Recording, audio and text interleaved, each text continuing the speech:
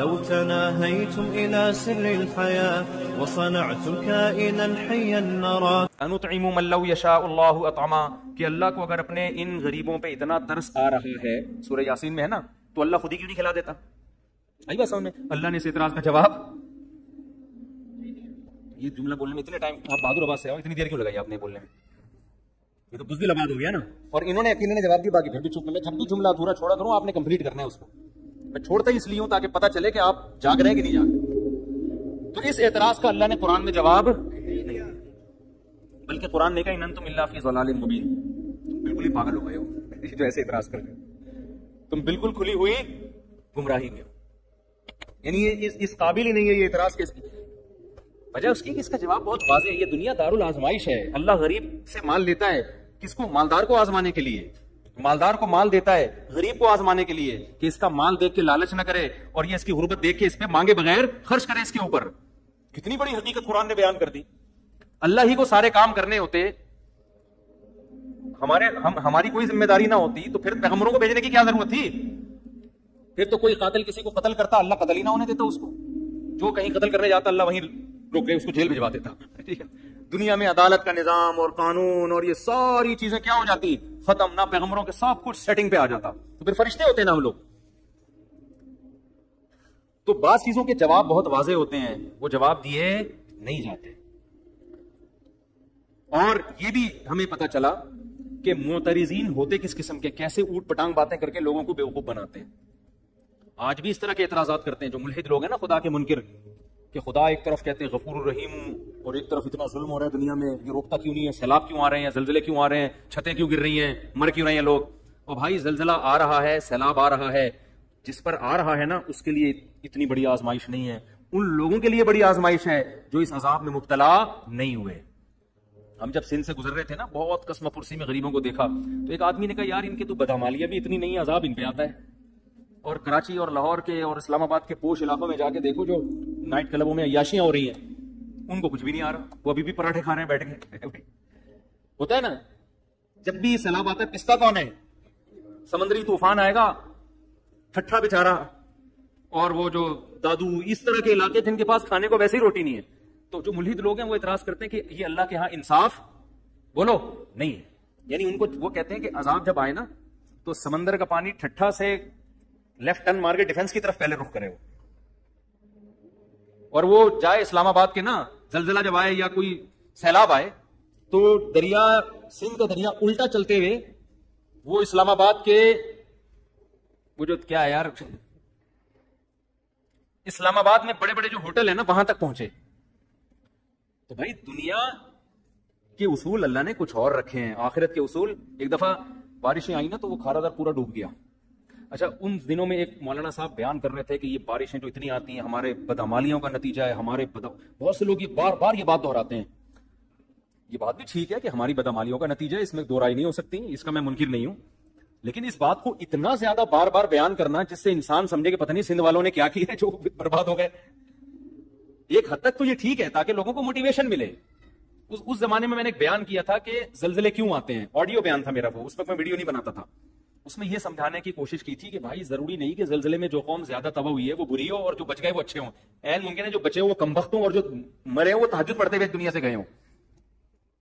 क्योंकि अल्लाह ताला ने दुनिया को दारुल असबाब बनाया है। यहां जब भी कोई अजाब आता है ना, जब भी कोई अजाब आता है तो वो असबाब के तहत आता है। अब देखो, बारिश जब आएगी, तूफानी बारिश होगी, तो वो ऊपर की तरफ पानी जाएगा या नीचे की तरफ आएगा?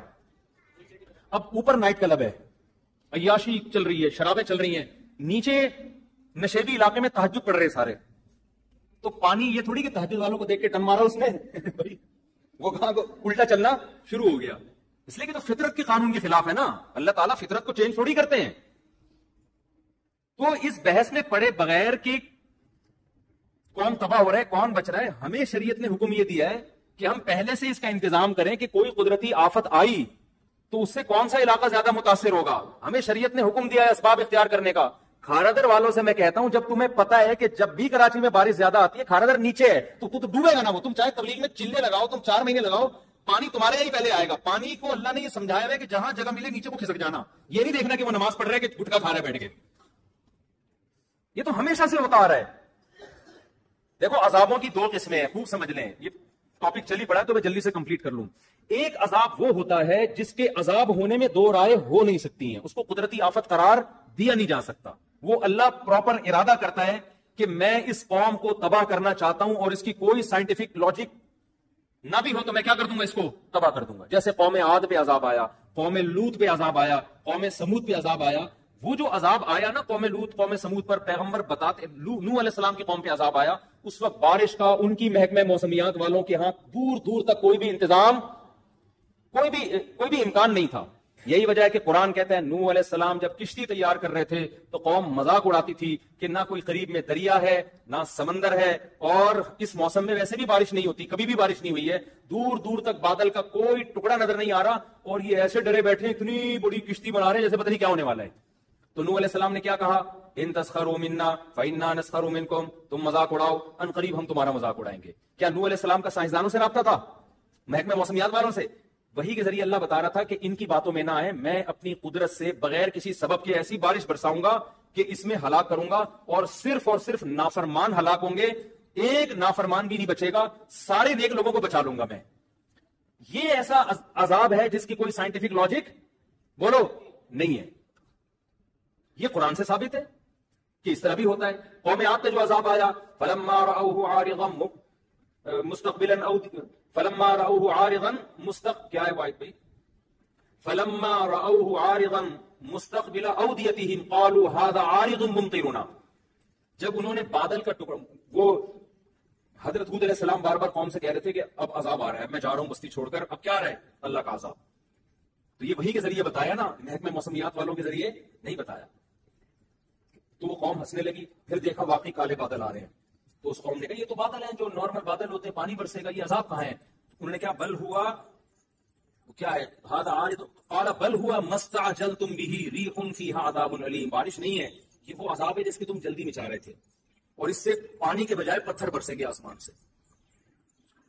तो ये वो था कि उस वक्त जापान के साइंसदान भी बैठे हुए होते हैं ना, महकमे मौसमियात वाले, वो भी ये कहते हैं यार इसकी कोई साइंटिफिक लॉजिक नहीं है। बिल्कुल ऐसा ही है जैसे ईसा अलैहिस्सलाम बगैर बाप के पैदा हो गए, कोई लॉजिक है इसकी साइंटिफिक? ये अल्लाह अपनी कुदरत दिखाता है, कोई सबब मौजूद नहीं है, मगर उसने हजरत ईसा को बगैर बाप के हजरत मरियम के बदन से पैदा किया, फिर उनकी पाकदामनी का ऐलान भी करवा दिया, लोगों ने उंगलियां उठाना शुरू कर दी, बच्चा माँ की गोद में कभी भी नहीं बोल सकता, लेकिन ईसा इब्न मरियम माँ की गोद में बोलने लगे, इन्नी अब्दुल्लाह, मैं वलद ज़िना नहीं हूँ, अल्लाह का बंदा हूँ, और आम इंसान भी नहीं, अल्लाह का पैगंबर हूँ, आतानी अल किताब, और आम पैगंबर भी नहीं, मुझे इंजील मिलेगी, बाकायदा पैगंबर यानी साहिब किताब पैगंबर हूँ, और मुझे तौहीद का हुक्म दिया गया।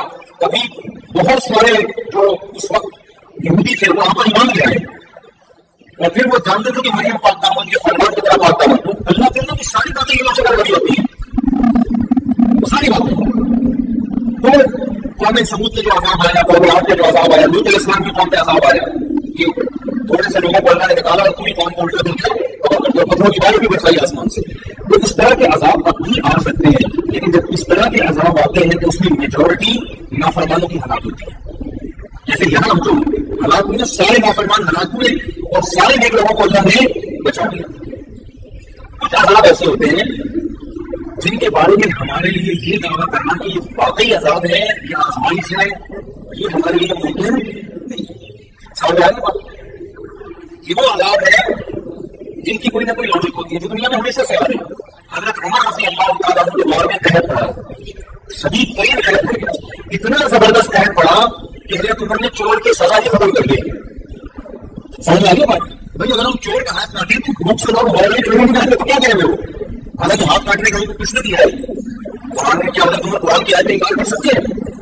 उन्होंने कहा नहीं भाई अब ये सजा जारी नहीं हो सकती, भूख से मर गया। उस दौर में अगर कोई ये कहे कि लोगों की गुनाहों का अज़ाब भरी तारीख में उस जैसी आदिलाना हुकूमत और उस जैसे परहेजगार लोग दुनिया में वजूद में अब है, न उससे पहले न उसके बाद कभी नहीं निकले। लेकिन दुनिया मैं कह देता ये खुदा का अज़ाब है नाफरमानी पर, ये अज़ाब नहीं है, ये क्या है? आज़माइश है।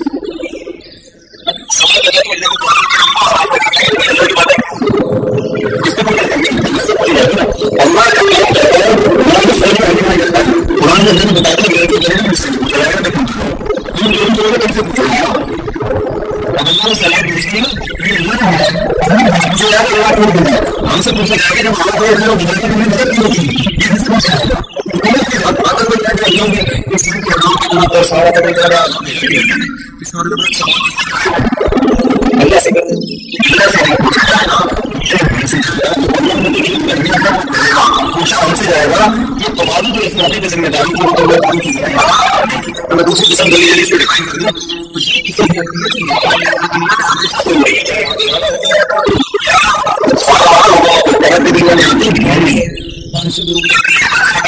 तमाम जो पुरुष है रेगुलर है इसका ये में किया है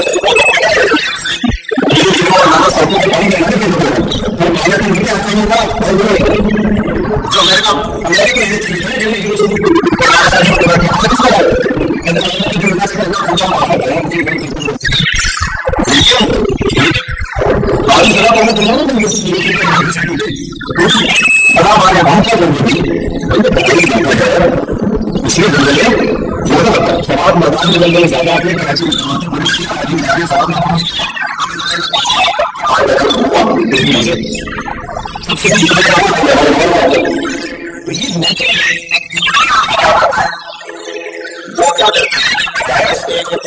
नीचे अपने घर बनाया है ऊपर जाने के लिए नीचे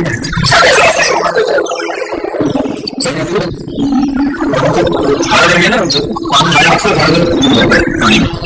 क्या करता है कि यार हमारी गुनाहों की सजा में हम क्या करेंगे तो कैसे नहीं बता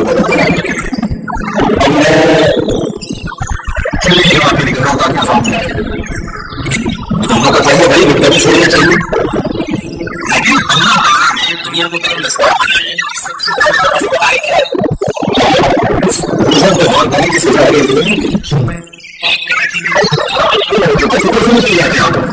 इसको भी लोग तो नीचे रहने की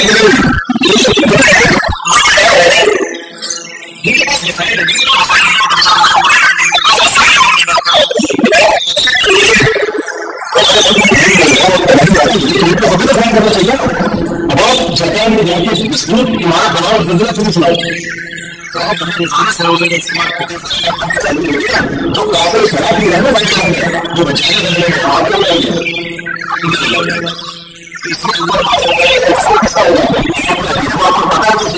ज्यादा होते हैं और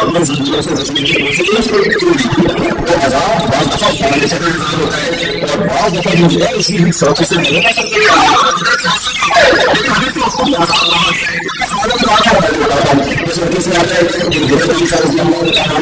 नबी से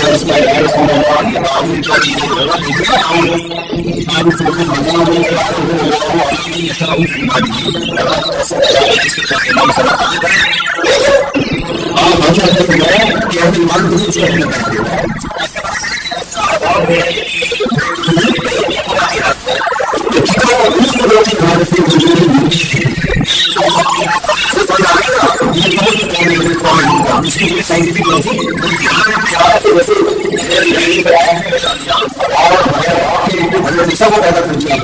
किसी लॉजिक के अल्लाह ने आसमान से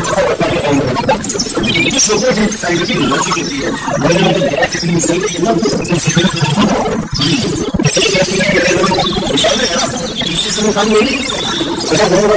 थोड़ा सा यहाँ से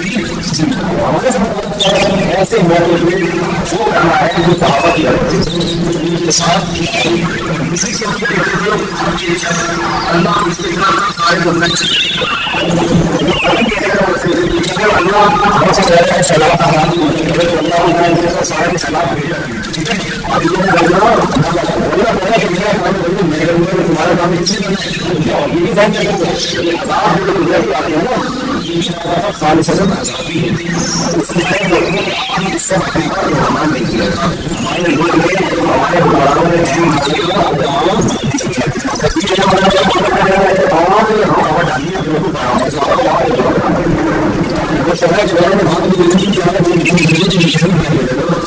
हालांकि ध्यान नहीं देना कुछ हो जाएगा हमारे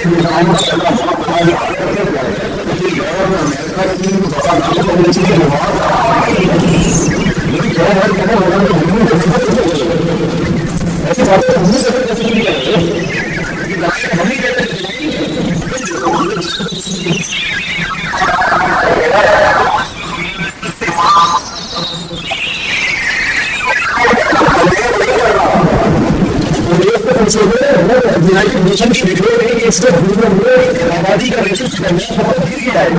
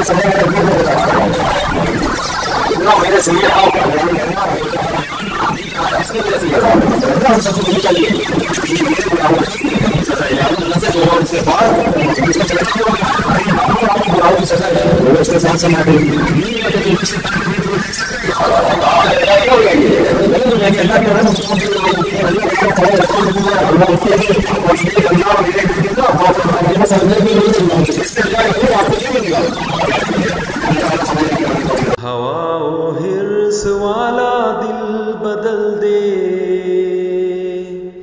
मेरा गफलत में डूबा दिल बदल दे।